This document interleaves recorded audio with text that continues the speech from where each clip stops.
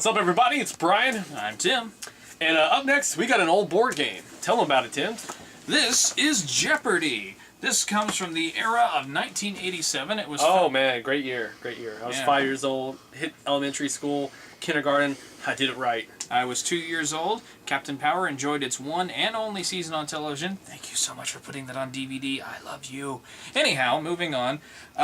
This was found at a thrift store for a whopping 69 cents. Amazingly, despite the fact it's from 1987, most of the pieces seem to be here, and it actually looks to be more or less intact. So it probably came from the estate of a dead guy.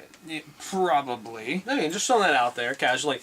You know, Jeopardy, do you have a big, strong association to the property? You know, I'm actually more familiar with the SNL parodies of Jeopardy than the actual show. The only actual episode I've really watched recently was the episode that had Watson on it. Are you familiar? Watson was a supercomputer that was developed to see if it could play and beat, and it played against Ken Jennings, who was like a Jeopardy champion and another guy. And at first, it was having some troubles, but once it got into a rhythm of things, it completely smoked all the Jeopardy champions. So, wow, because it's probably just like a database, right? I mean, well, it was like it had an avatar at the station, but it was like several rooms worth of processors. It wasn't connected to the internet, so crazy. It couldn't just. I mean, we haven't put a guy on the moon in like what 40 years, and we're making supercomputers that can answer trivia. Yeah. Priorities out of whack.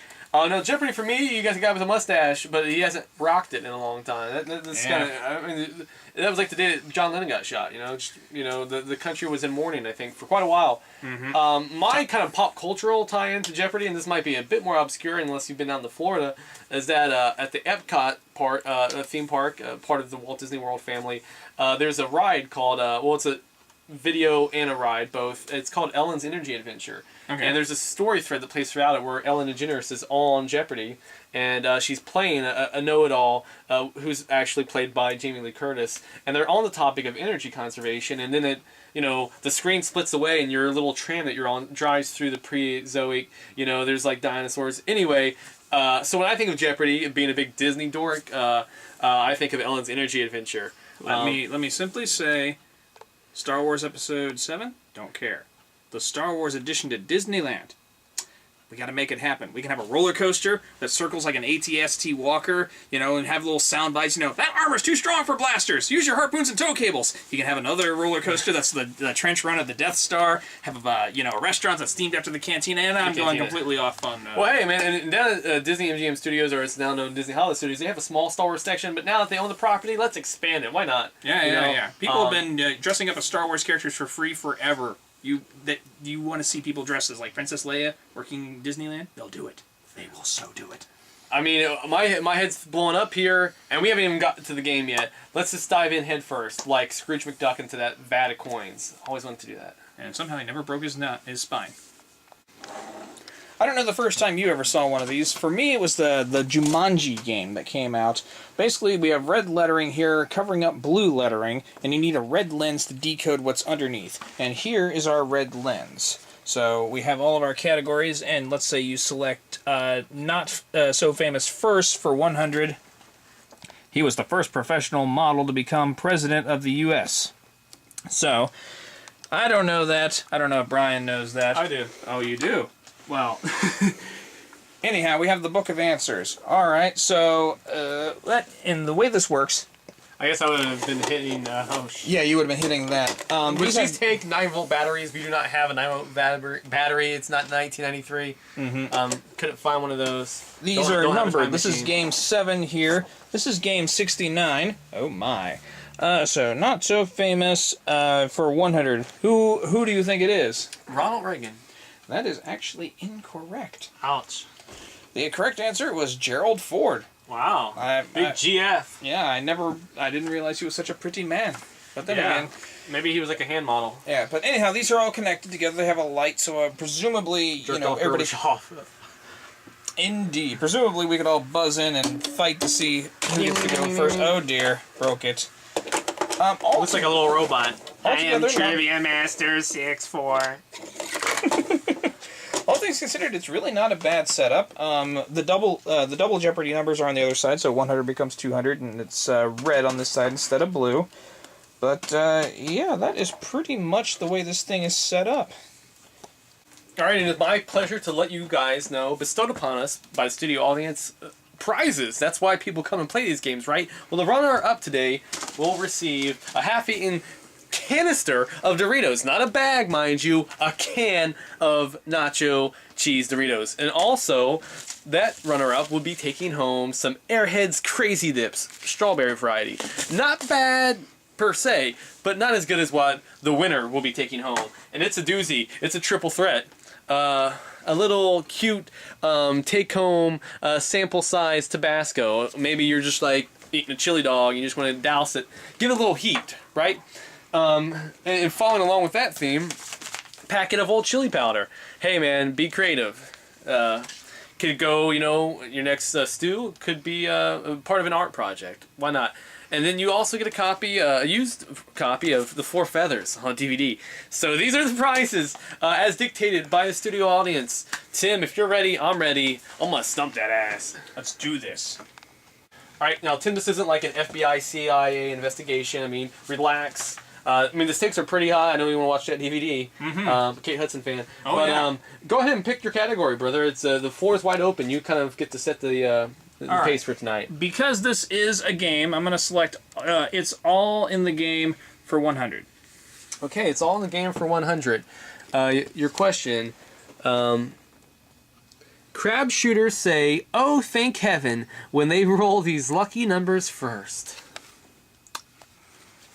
Well, I'm clearly a gambler. I think it's a pip. What is 2? Well, they said numbers plural, so you already got it wrong. Okay. It's 2 numbers. And it's 7 and 11, like the convenience store. You know the one with all the cool bugger. promotional tie-ins? Yes. We don't have any around here. No. This episode is going to highlight just how moronic I am. I know you all thought I was a moron. Now I'm going to prove it to you. All right, moving on. Let's go with colors for 100. Colors. Oh, like the old movie about gangs? That was good. Yeah. You said for how many? 100. Okay, you playing it safe? Yeah, I'm playing it safe. You novice. I'm a moron. The 2 colors on a standard stop sign. Oh, come on. Yay! I know that one. That's red. Oh, sorry. Here. What is red and white? You're right. He's got it. I've got it. One. All right. You have So, to 100 beat points one. for Tim, and I'm coming up next. All right. Yeah. Welcome back to Celebrity Jeopardy! I would like to take this moment to apologize to all ethnic groups and children for what occurred before the break. That having been said, let's have a look at the categories. Actors and their roles. Woo. Potables, customs, mythology, mothers, and celebrity quotes. Wow. And the thing is, when we're talking about celebrities, we're not talking about celebrities that you and I are familiar with. We're talking about celebrities from the early to mid-'80s. Most likely. Oh, boy. My confidence, was pretty high when you were playing, I gotta be honest. The lights have already gone out of you. You may as well just surrender. But, looking at these categories, I gotta say, it's diminished a bit. I love film, big fan of the cinema. I'm going with actors in their roles for 100. Don't want to get too steep yet. If I get this, I'll tie you.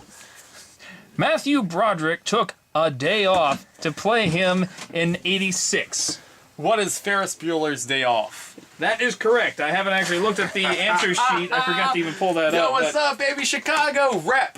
Oh, God. Windy City. Good place to get a haircut and a handy. Oh, okay, so that was folded over this way. Let's see. Just making sure that the game agrees. Blah, blah. Yep, okay.